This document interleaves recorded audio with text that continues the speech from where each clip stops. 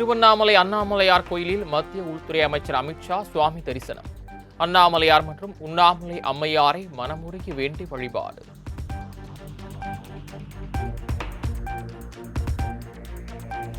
தொகுதி மறுவரையறை தொடர்பாக முதலமைச்சர் விஜய் தலைமையில் நடைபெற்ற தமிழக எம்பிக்கள் கூட்டம். சுமார் 2 மணி நேரம் நடைபெற்ற கூட்டத்தில் முக்கிய ஆலோசனை.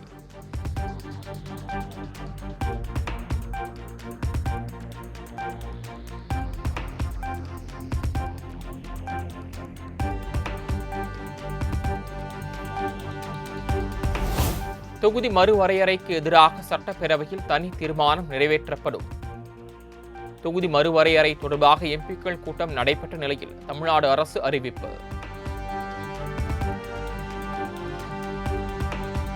தொகுதி மறுவரையறை என்பது தமிழர்களுக்கு இழைக்கப்படும் அநீதி.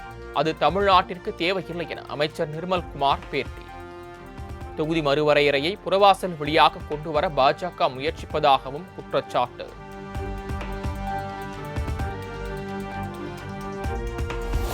தொகுதி மறுவரையறை மசோதாவை கைவிட வேண்டுமென முதலமைச்சர் விஜய் தலைமையில் நடந்த எம்பிக்கள் கூட்டத்தில் தீர்மானம் நிறைவேற்றம். தமிழ்நாட்டில் 39 எம்பிக்கள் உள்ளிட்ட 543 என்ற எம்பிக்கள் எண்ணிக்கை தொடர வேண்டும் எனவும் தீர்மானம் நிறைவேற்றப்பட உள்ளதாகவும் திருமாவளவன் பேட்டி.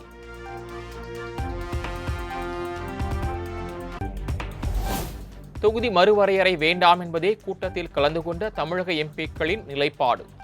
தமிழ்நாட்டின் 39 எம்பிக்களின் இடம் பாதுகாக்கப்பட வேண்டும் என்றும் பாஜக அளிக்கும் சலுகைகளில் ஏமாறக்கூடாது எனவும் மாணிக்கம் தாக்கூர் கருத்து.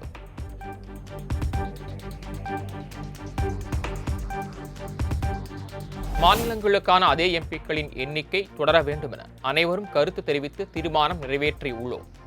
சட்டமன்றத்திலும் தீர்மானம் நிறைவேற்றுவதாக முதலமைச்சர் விஜய் தெரிவித்திருப்பதாக எம்பி வெங்கடேசன் பேட்டி.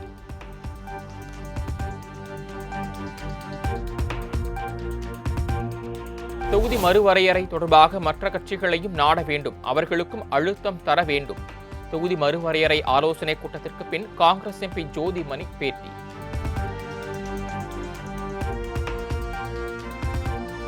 தொகுதி எண்ணிக்கையை அதிகரிப்பதால் உறுப்பினர்களுக்கு வாய்ப்பு கிடைக்காது. எம்பிக்கள் எண்ணிக்கையை அதிகரிப்பதால் பயன் இல்லை. காவிரி விவகாரத்தில் அனைத்துக் கட்சி கூட்டம் கூட்டுவதற்கும் தொகுதி மறுவரை விவகாரத்திற்கும் தொடர்பு இல்லை என காங்கிரஸ் எம்பி கார்த்தி சிதம்பரம் கருத்து.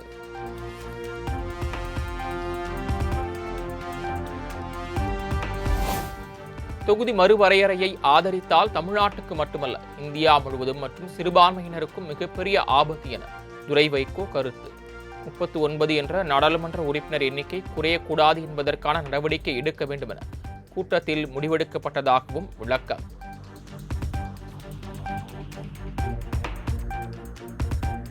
தொடர்ந்து பல ஆண்டுகளாக தமிழகத்தை ஆட்சி செய்த திமுக, அதிமுக கட்சிகள் கூட்டத்தில் கலந்து கொள்ளாதது வருத்தம் அளிக்கிறது. கூட்டத்தில் கலந்து கொள்ளாதவர்கள் அனைவரும் ராகுல் காந்தி சொன்னது போன்று எட்டப்பர்கள்தான் என்றும் காங்கிரஸ் எம்பி பிரவீன் சக்கரவர்த்தி விமர்சனம்.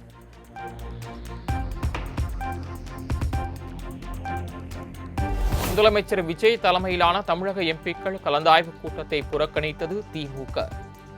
நாடாளுமன்ற உறுப்பினர்கள் கலந்தாய்வு கூட்டம் என்ற பெயரில் தாவேக அரசு நடத்தும் அரசியல் நாடகத்தில் திமுக பங்கேற்காது என கனிமொழி எம்பி அறிக்கை.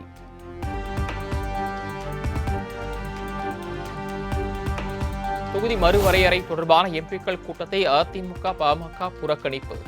தேமுதிக, மக்கள் நீதி மய்யம் உள்ளிட்ட கட்சிகளும் புறக்கணித்தன.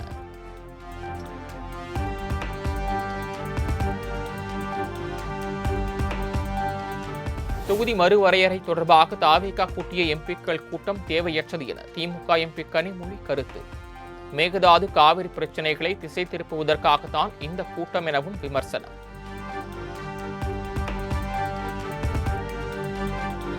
தொகுதி மறுவரையறையால் தமிழகத்திற்கு பாதிப்பு வரக்கூடாது என்பதே திமுகவின் எண்ணம்.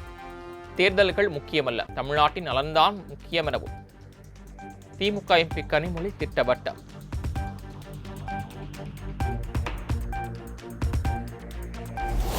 முதலமைச்சர் விஜய் தலைமையில் நடைபெற்ற எம்பிக்கள் கூட்டத்துக்கான காரணம் தெளிவாக இல்லை என திமுக எம்பி கனிமொழி குற்றச்சாட்டு. எம்பிக்கள் கூட்டம் நடத்துவதாக இருந்தால் கட்சி தலைமைக்குத்தான் கடிதம் எழுத வேண்டும் எனவும் பேட்டி.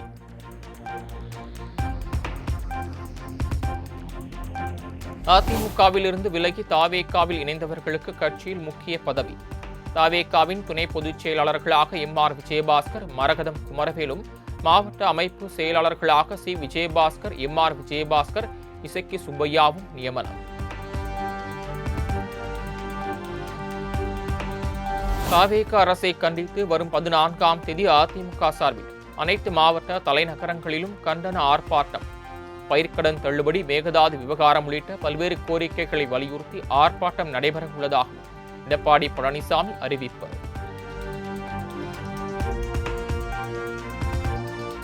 தொகுதி மறுவரையறை விவகாரத்தில் நாடாளுமன்ற உறுப்பினர்கள் கூட்டத்திற்கு மார்க்சிஸ்ட் கம்யூனிஸ்ட் கட்சி வரவேற்பு.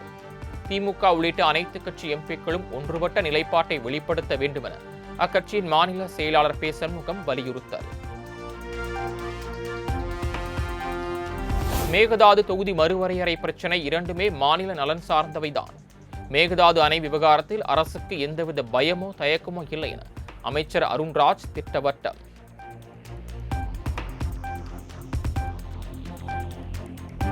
தொகுதி மறுவரையறை தொடர்பான அனைத்து கட்சி கூட்டத்தில் பங்கேற்காததன் மூலம் எதிர்க்கட்சிகளுக்கு மாநில நலனில் அக்கறை இல்லை என்பது வெட்ட வெளிச்சமாகிறது. நாட்டு மக்கள் நலனுக்காகவே அனைத்து கட்சி கூட்டத்தை நடத்துவதாக பள்ளி கல்வித்துறை அமைச்சர் ராஜ்மோகன் பேச்சு.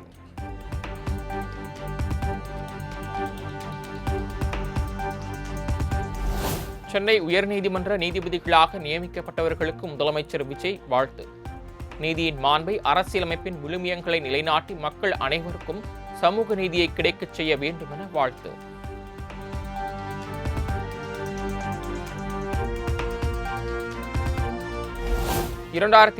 மார்ச் மாதம் மக்களவையில் அறிமுகப்படுத்தப்பட்ட வெளிநாட்டு பங்களிப்பு சட்ட திருத்த மசோதாவை திரும்ப பெறுமாறு மத்திய அரசுக்கு மு.க. ஸ்டாலின் கோரிக்கை. சிறுபான்மையினரின் உரிமைகளை பாதுகாக்கும் நலன் கருதி நடப்பு நாடாளுமன்ற கூட்டத்தொடரிலேயே நடவடிக்கை எடுக்குமாறு வலியுறுத்தல். சட்டமன்ற எதிர்க்கட்சித் தலைவர் உதயநிதி ஸ்டாலினுடன் வேளாண் பிரதிநிதிகள் சந்திப்பு. காவிரி நீர் மற்றும் மேகதாது உள்ளிட்ட விவகாரங்கள் தொடர்பாக ஆலோசனை நடத்தியதாக தகவல்.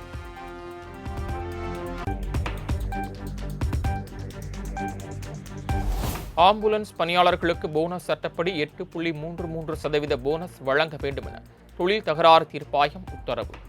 ஊதிய உயர்வு மற்றும் போனஸ் பாக்கியை 2 மாதங்களில் வழங்க ஆம்புலன்ஸ் சேவை நிறுவனத்திற்கு ஆணை.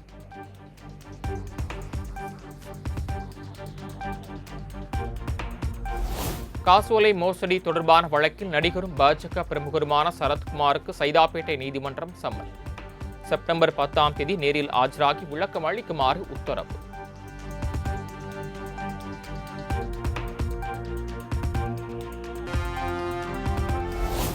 தமிழகம், புதுச்சேரி மற்றும் காரைக்காலில் வரும் 14ஆம் தேதி வரை மிதமான மழைக்கு வாய்ப்பு. சென்னை வானிலை ஆய்வு மையம் கணிப்பு.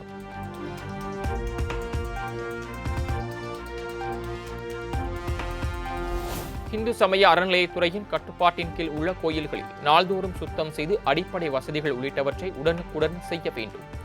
ராஜகோபுரம் முதல் அனைத்து இடங்களையும் அசுத்தமாக வைத்திருக்க கூடாது என கோயில் அலுவலர்களுக்கு இந்து சமய அறநிலையத்துறை அதிரடி உத்தரவு. பெண்களை அதிக அளவில் பட்டதாரிகளாக காண விரும்புவதாக டெல்லி ஐஐடி மாணவர்களிடையே பிரதமர் நரேந்திர மோடி பேச்சு. மாற்றம் சில நேரங்களில் சவால்களையும் வாய்ப்புகளையும் அள்ளித் தரும் எனவும் பேச்சு.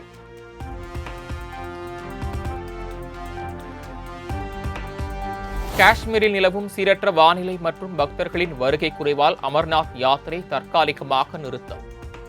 கடந்த ஜூனில் தொடங்கிய அமர்நாத் யாத்திரையில் இதுவரை 4 லட்சத்திற்கும் மேற்பட்ட பக்தர்கள் பங்கேற்பு.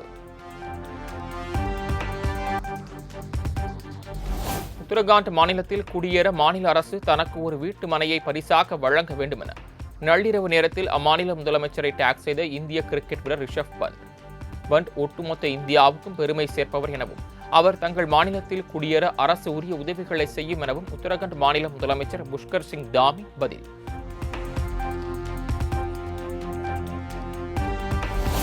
மேற்காசிய நாடுகளில் குடியிருப்புகளின் மீது கோள வடிவிலான மர்ம பொருள் பறந்ததால் பரபரப்பு. அமெரிக்க ராணுவ தலைமையகமான பென்டகன் வீடியோ வெளியீடு.